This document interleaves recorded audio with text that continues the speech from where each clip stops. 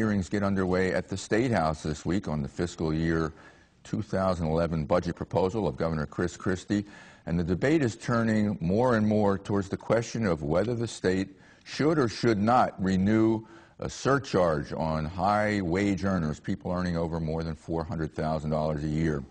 And here with us to discuss this are the two state party chairmen, Assemblyman Jay Weber of Morris Plains, the Republican state chairman, and Democrat John Wisniewski of Sayreville, the Democratic state chairman. Let me start with you, Jay. 93% of the districts say that they're going to have to lay people off, the school districts. They're going to have to lay off teachers and staff because of the governor's proposed cut in state aid. And there's a lot of pressure now to renew the income tax surcharge to stave off those layoffs. Why not? Because New Jerseyans are the most overtaxed people in the nation. We have the highest combined state and local tax burden in the country, and we're just not going to add to that. Governor Christie's made it very clear that the direction we need to go in is to cut spending instead of raising taxes. And that's what his budget lays out. And just as the state has to tighten its belt under these difficult financial and fiscal times, so will school boards, so will municipalities. And the good news is that Governor Christie is giving the school boards the tools to cope with the reductions in aid that are coming from the state. A 5% reduction in state aid, or I should say a 5% reduction in school board budgets for next fiscal year, something that is unfortunate but manageable, and I think school boards are dealing with it across the state. Your reply, John? Well, it's not cutting spending, it's cutting the budget, and there's a difference. The governor has cut money that's going to boards of ed, he's cut money that's going to municipalities, he's cut money that goes to direct property tax relief. And what that means is property tax increases. I mean, that's the net effect. There's $2 billion less money that's going back to school districts, municipalities, and directly to people, which means people wind up paying more money. This is not about cutting state spending. This is cutting part of the state budget that goes to offset property taxes. And so it's really a zero-sum game. So should we hike the income tax on high-wage earners to offset Absolutely. that? We need to do that. There are 4 million income tax returns filed in New Jersey. 63,000 are by people who earn over $400,000. We're talking about 1% of the population. We're talking about having everybody share in correcting the financial problems we have in this state, and those folks should not be spared from participating in that. I keep hearing that the rich aren't part of the sacrifice. Are they part of the sacrifice? They pay the highest marginal tax rates in the nation. They are part of the sacrifice. They have been part of the sacrifice. Look, John's response to any problem he sees, and the Democrats' response seems to be, if there's a problem, let's raise a tax to fix it. Well, we tried that 115 times last decade. The Democrats, John, they were all there lining up. The story was, just give us one more tax and we can solve this problem. We'll say, let's raise the income tax, we'll solve the problem. Let's raise the sales tax, we'll solve the problem. Let's raise the corporate tax, we'll solve the problem. What they did was destroy the economy in this state. We have 10% unemployment, and it is not a zero-sum game. I reject John's premise here where he says, if you cut spending at the state level, automatically property taxes go up. It doesn't have to be that way. Let me move us forward a second. The governor says that if teachers would freeze their salaries and start all of them contributing 1.5% of salary toward their health care costs, that would save sufficient dollars to offset having to renew this income tax surcharge. If every teacher in the state froze their salary for 1 year, it's not going to make up the $2 billion the governor has taken away from municipalities, towns, and direct property tax relief that's going to translate into property tax increases. And it's a one-shot gimmick. It helps for 1 year.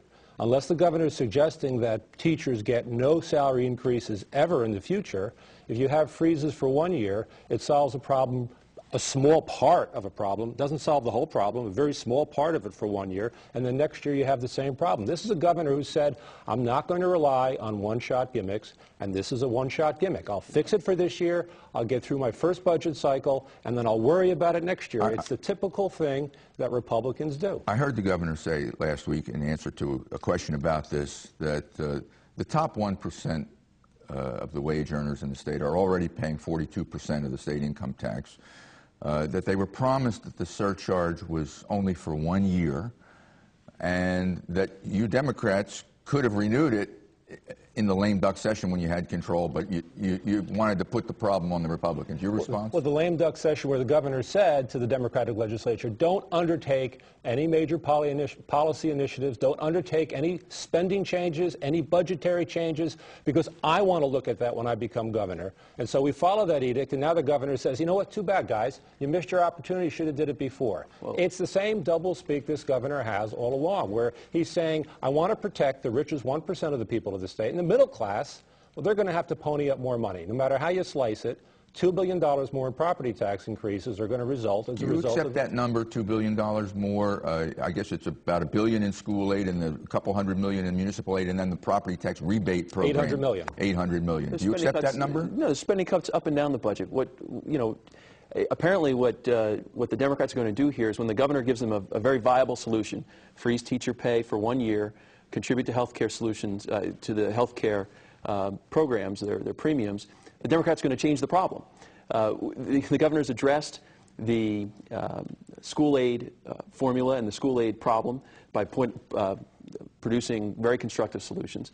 Now John wants to talk about municipal tax. Are you saying that the school, I mean, there's a lot of angst out in the school districts. Sure. I was at Montclair High School covering the governor this week. There's a lot of angst there.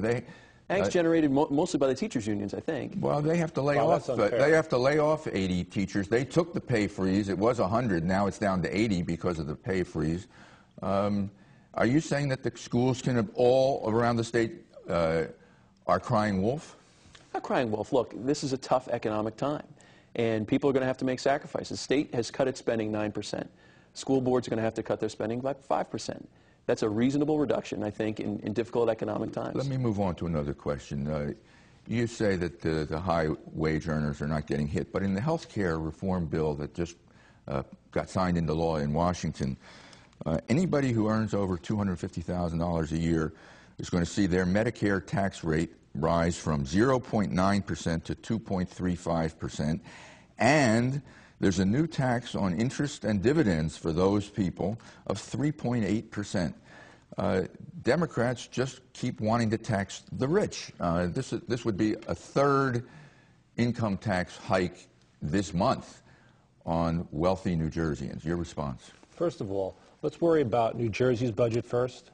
We're talking about the difference here in New Jersey is there are some 60,000 households that this tax would affect, and 4 million households that would benefit in terms of the income tax returns that are filed in this state. This is about having the money to replenish $800 million in direct property tax relief to senior citizens and other people who had it this year, are not going to have it next year. And again, the definition of a one-shot gimmick, because unless the governor is planning on not having property tax rebates ever again in the future, it solves a problem for 1 year, and then he's talking about restoring them the following year. That's a one-shot gimmick. I mean, look, you tax them, they will go away. And that's what we've been doing in New Jersey for too long. John just can't see that once we get our budget under control and we control taxes in New Jersey, instead of continually raise them like we did under Democratic governors with the Democratic legislature's help, people are going to make more money. They're going to pay more in taxes. This is a national issue. This is a national issue. I mean, it's never their fault. It's always a national issue. It's always somebody else's fault. There's no state in this nation that's not having tough fiscal circumstances. Jay would have it because of the tax situation in New Jersey. We have 10% unemployment. Yes. Did Jay read the Wall Street Journal, the New York Times, that this is happening across this country? It's not happening because of New Jersey tax policy. Our unemployment rate was below average, below national average, below our neighbors in the region before the Democrats took over in the 2000s. Today it is above the national average, or at the national average, and above our neighbors in this region. That is a direct consequence of the tax policies of Jim McGreevey, John Corzine, and the tax policies that John supported. We have a minute left. All other things being equal, wouldn't it make sense to lower the top tax rate on high-wage earners in New Jersey? All other things being equal. Wouldn't it make sense? Wouldn't it make sense? Well, if we choose not to have property tax relief, if we say that, you know what, the state is no longer in the business of providing property tax relief, we're going to let every municipality deal with the tax issue on their own, there would be major reversal of policy for this state for the last 40 years. This state has made a significant part of its budget providing property tax relief to municipalities and school boards. That would be a departure from that. And I'm not sure that that's fair to the hardworking families who have come to rely on the property tax relief that this state provides. We have tried last comment. We have tried John's way, and we have failed, and we're going in a different direction. What the Democrats don't understand in New Jersey, I think, is Tax raises aren't the solution. They are the problem, and that's why we're going to stay away from them. All right. I think you've showed us where the fault line in this debate is going to fall. Thank you both very much.